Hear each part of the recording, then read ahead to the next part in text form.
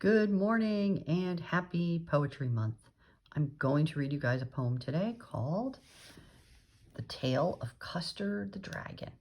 And this is by Ogden Nash, and this version is illustrated by Lynn Munziger. And before I start, I just want to tell you a couple of things about what some of the words mean. So first of all, custard is sort of like pudding. It's a dessert that's all wiggly and wobbly. And so that's important because that's what she named him.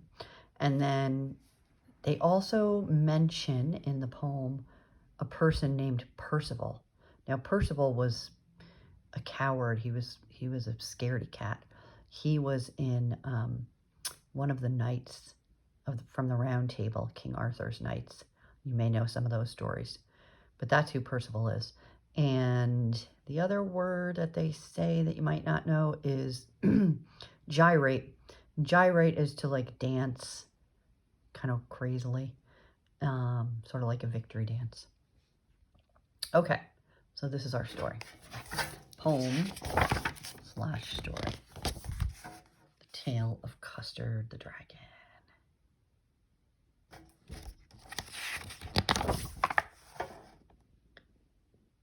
Belinda lived in a little white house with a little black kitten and a little gray mouse and a little yellow dog and a little red wagon and a realio, trulio, little pet dragon.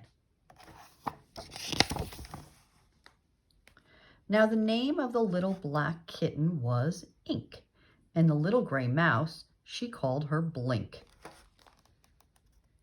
And the little yellow dog was sharp as mustard, but the dragon was a coward, and she called him Custard. Custard the dragon had big, sharp teeth, and spikes on the top of him, and scales underneath. Mouth like a fireplace, chimney for a nose, and realio, trulio, daggers on his toes. Belinda was as brave as a barrel full of bears, and Ink and Blink chased lions down the stairs. Mustard was as brave as a tiger in a rage, but Custard cried for a nice, safe cage. Belinda tickled him. She tickled him unmerciful. Ink, Blink, and Mustard, they rudely called him Percival. They all sat laughing in their little red wagon at the realio, trulio, cowardly dragon.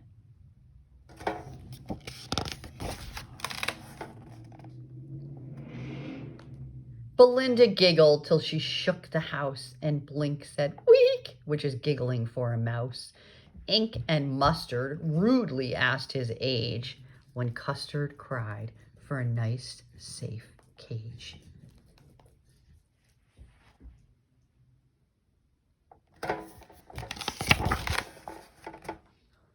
Suddenly, they heard a nasty sound, and Mustard growled, and they all looked around. "Meow," cried Ink, and "Ooh," cried Belinda, for there was a pirate climbing in the window. Pistol in his left hand, pistol in his right, and he held in his teeth a cutlass bright. His beard was black, one leg was wood. It was clear that this pirate meant no good.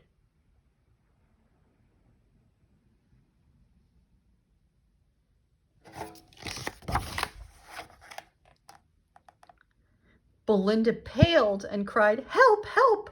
But Mustard fled with a terrified yelp.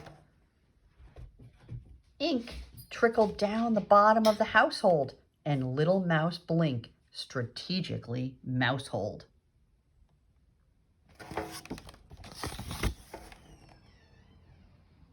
But up jumped Custard, snorting like an engine, clashed his tail like irons in a dungeon. With a clatter and a clank and a jangling squirm, he went at that pirate like a robin at a worm.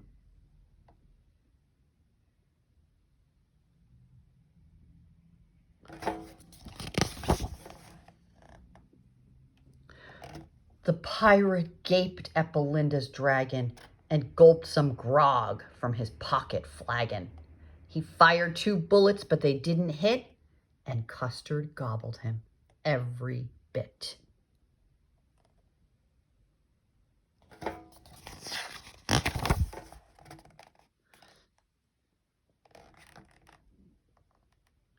Belinda embraced him. Mustard licked him. No one mourned for his pirate victim. Ink and Blink and Glee did gyrate around the dragon that ate the pirate.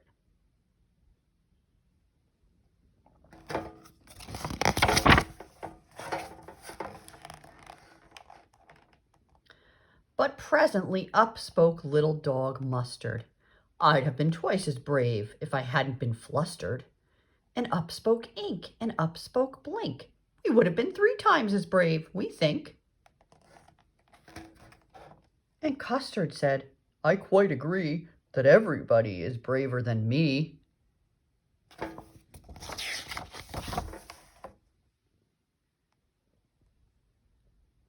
Belinda still lives in her little white house with her little black kitten and her little gray mouse and her little yellow dog and her little red wagon and her realio, trulio, little pet dragon. Belinda is as brave as a barrel of bears, and Ink and Blink chased lions down the stairs. Mustard is as brave as a tiger in a rage. But Custard keeps crying for a nice, safe cage. The end. Isn't that good? So the pirate, you guys know that pirates drink. They're always like, yo ho ho, and a bottle of rum. So it says when he saw the pirate, he fired the bullets and he missed. He drank something from his pocket. So that's what that was. Okay, that's a great poem. I love that poem. And now I'm going to read you guys a couple of poems from this book, which is called A Poke in the Eye. And it's a collection of what are known as concrete poems. So concrete poems are poems that are written in the shape of what the poem is about. So, for example, when you look at this, can you see a popsicle? This poem is a popsicle. Popsicle, popsicle, tickle, tongue, fun. Lixicle, stixicle, please don't run. Dripsicle, slipsicle, melt, melt, tricky. Stopsicle, plopsicle, hand all sticky. Isn't that clever? Okay, this is one of my favorite ones. I love this one. It's called Giraffe. See how that's shaped like a giraffe? And the way the poem is written, it reads down like that. A giraffe is so tall and his head is so far above his legs, he probably can't see his adorable toes or anything else below his knees and elbows. So it's so clever. It starts up here, and then it reads across for his body, and then it reads down for his forelegs. Okay, and then there's one more from this book that's kind of fun. Oops, let me find it. This one. And it's called Tennis, anyone. And it's written the way you watch tennis. So one word's over here, and it says, tennis is a game I could watch for hours, but my neck won't let me. Because when you're watching tennis, you have to look both this way, that way, this way, that way. So his neck is getting tired. So those are some of my favorite from this book, which is called Poke in the Eye. And then there's another book that has a really good one in it. And this one is called The Layup. And it's about, it's basketball, when you shoot a layup, which is when you dribble down. And you see the famous basketball players do it, and they jump up to make the shot. So it reads down first, and it says, there's a pass across the court, right to me. I'm in the clear. I take off down court, dribbling, running. A defender blocks me. but I make a little move and around him, all clear in front of me. Jump, dribbling, don't screw up. Now for the layup. I've done this 1,000 times before. I could make this basket blindfolded. I go up, it's on the rim. It goes around and around and around. It's almost in. Oh no, it's out again. No, no, no, no, no, no, no, no, no, no, no, no, no, no. I was robbed. I never missed that shot. So that one is called the layup. So concrete poems are really fun because you can, as I said, they're in the shape of what the poem is about. And then lastly, I'm going to read you some from one of my favorite books. And this one is so old and tattered because it's gotten so much love and attention. But you may have this one in your house. It's called Where the Sidewalk Ends, and they're poems and drawings by Shel Silverstein. And here are some of my favorite. Here's another one about a pirate. Captain Hook. Captain Hook must remember not to scratch his toes. Captain Hook must watch out and never pick his nose. Captain Hook must be gentle when he shakes your hand. Captain Hook must be careful opening sardine cans and playing tag and pouring tea and turning pages of his book. Lots of folks I'm glad I ain't, but mostly Captain Hook. This one's called The Loser. Mama said I'd lose my head if it wasn't fastened on. Today I guess it wasn't, because while playing with my cousin, it fell off and rolled away, and now it's gone. And I can't look for it, because my eyes are in it. And I can't call to it, because my mouth is on it. Couldn't hear me anyway, because my ears are on it. Can't even think about it, because my brain is in it. So I guess I'll sit down on this rock and rest for just a minute.